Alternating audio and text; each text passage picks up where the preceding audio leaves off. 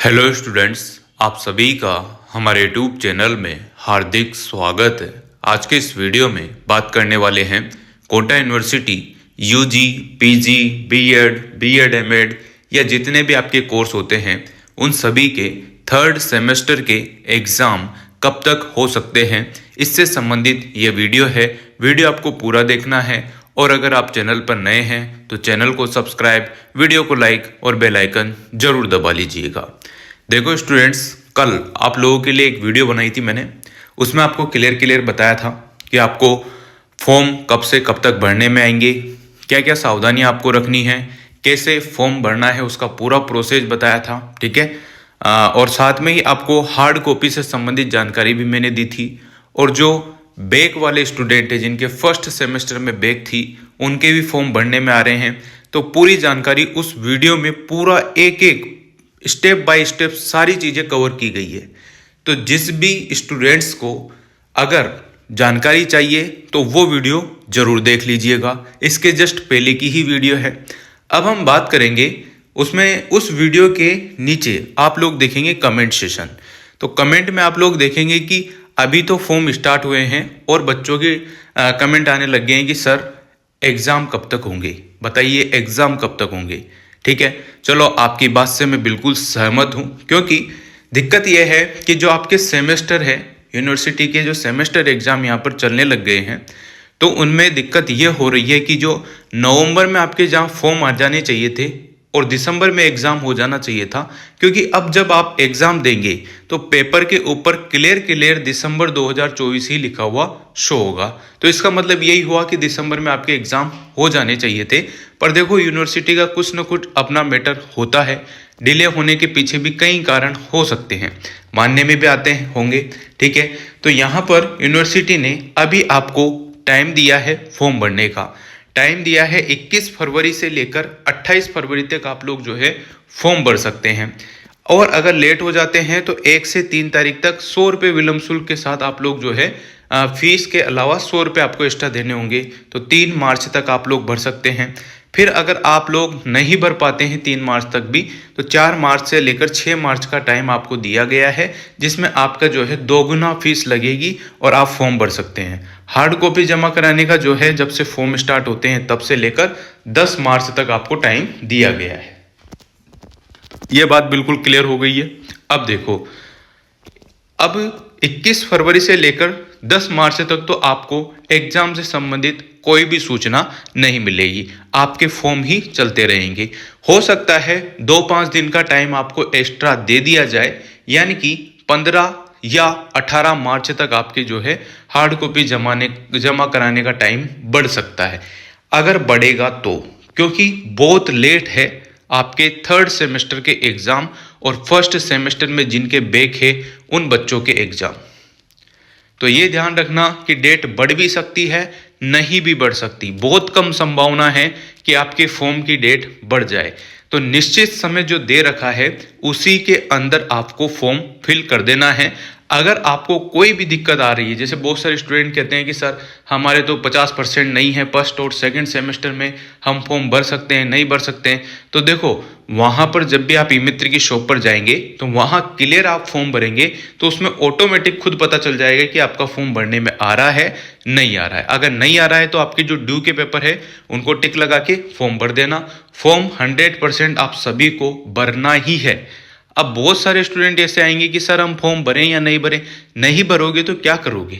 Due के form तो कम से कम भरोगे ना, जिसमें आपके बैक है वो फॉर्म तो भरोगे ना। और फॉर्म साथ में ही आएगा। थर्ड और फर्स्ट सेमेस्टर बैक के फॉर्म एक ही जुट में रहते हैं, एक साथ ही आते हैं। तो आप अपने कॉलेज के प्रिंसिपल सर से या यूनिवर्सिटी हेल्पलाइन नंबर से फ़ोन करके पूरी जानकारी लेकर ही आप लोग फॉर्म भरें। ऐसा ना हो कि इसने तो ऐसा कहा था, उसने ऐसा कहा था। ये खुद आपकी जिम्मेदारी है, आपका खुद का निर्णय है, खुद आप जिम्मेदार हैं, खुद आप लोग सब समझते हैं। तो ये बातें हैं। और जिनके फर्स्ट और सेकंड सेमेस्टर में पास आउट हैं, अच्छे मार्क्स से 50% से ऊपर है, उन्हें तो कोई दिक्कत है ही नहीं। और जिनके थर्ड सेमेस्टर में सब्जेक्ट चूज़ करने में भी बहुत दिक्कत होती है, तो आपका जो कॉलेज है वहीं पर आपको पता चलेगा कि कौन कौन से सब्जेक्ट आपके कॉलेज में चलते हैं और कौन कौन से सब्जेक्ट फिल करने हैं। आप अपने टीचर से पूछेंगे तो सब बताएंगे। अगर आप नहीं पूछोगे, बस कमेंट करने में ही रह जाओगे, तो फिर बेटा बहुत दिक्कत आपको आ जाएगी। इसलिए आप खुद जिम्मेदार बने, खुद का निर्णय है, खुद को फॉर्म भरना है, खुद को ही आगे क्लास पास आउट करनी है, तो आपको खुद सचेत रहना होगा। ई मित्र की शॉप पर भी जाकर बहुत सारे सो जाते हैं, पता नहीं क्या, जो वहाँ पर मीनिंग मिस्टेक कर देते हैं, पिता के नाम में माता का नाम भरवा देते हैं, है ना, सब्जेक्ट इधर का उधर करा देते हैं। तो ये सब आपकी लापरवाही है, खुद आप इसके जिम्मेदार हैं। आप ई मित्र की शॉप से भरें या खुद भरें, जागरूक रहकर भरें, मतलब कि पता रहना चाहिए आपको कि हाँ कोई गलती तो मैंने नहीं कर दी। क्योंकि मैं इसलिए आपको भाषण दे दे के बता रहा हूँ, फिर आपकी गलती हो जाती है तो फिर आप कमेंट करोगे कि सर मैं क्या करूँ क्या ना करूँ, मतलब वही हालत हो जाती है जैसे कि बिल्कुल, समझ रहे हो। तो इस वजह से आप गलती ना करें, इसलिए मैं आपको पहले ही सारी चीज़ें बता देता हूँ, ठीक है। अगर आप गलती कर देते हैं तो फिर आपको कोटा यूनिवर्सिटी जाकर करेक्शन सही कराना होता है, करेक्शन कराना होता है।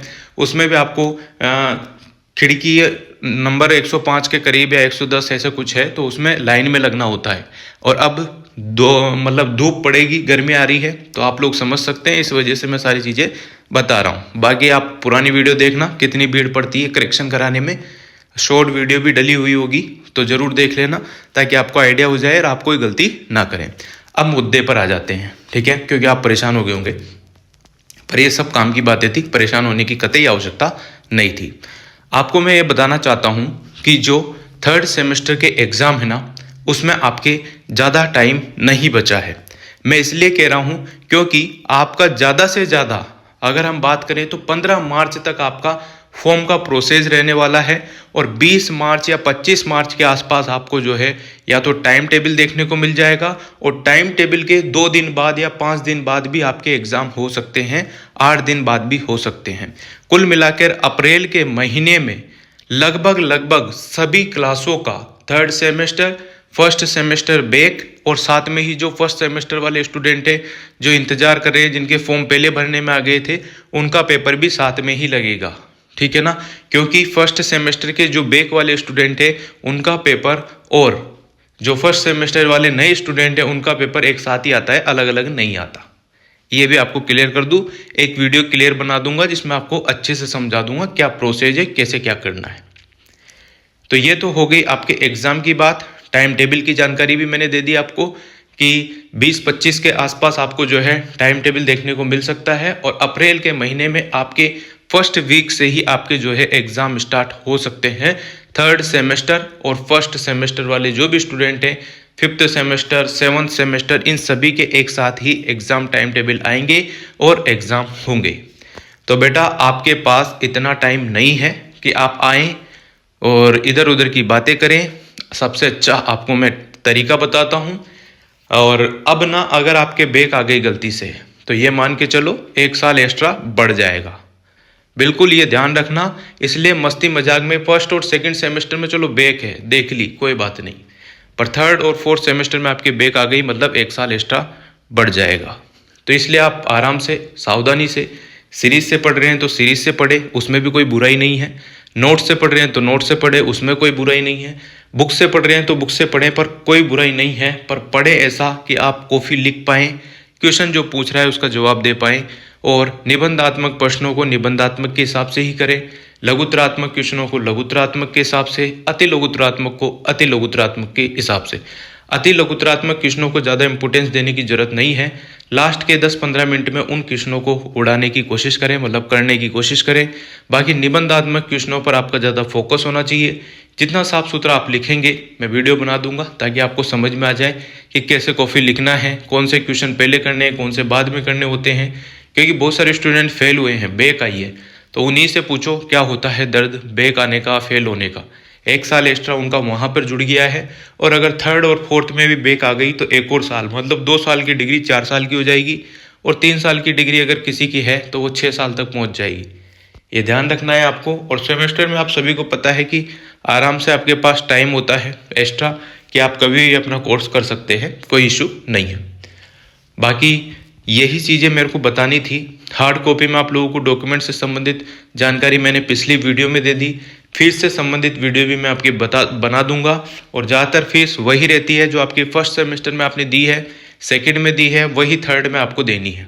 फॉर्म फीस जो है वो लगभग उतनी ही रहती है, 2000-3000 के आसपास जो भी है आपकी वही रहेगी। बाकी फिर भी मैं वीडियो बनाकर आपको समझाने की पूरी कोशिश करूंगा।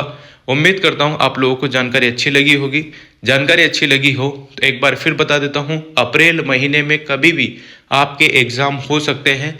कोई सी सभी क्लासों के लिए बता रहा हूं, सभी के लिए, फर्स्ट सेमेस्टर और third semester, fifth semester, seventh semester वाले जो भी स्टूडेंट हैं उन सभी के अप्रैल महीने में कभी भी एग्ज़ाम हो सकते हैं और मार्च के लास्ट तक आपको जो है टाइम टेबल देखने को मिल जाएगा। उम्मीद करता हूँ जानकारी आपको अच्छी लगी होगी। अगर आपको वीडियो अच्छी लगी हो तो like, comment, share and subscribe. Thanks for watching. Wish you all the best.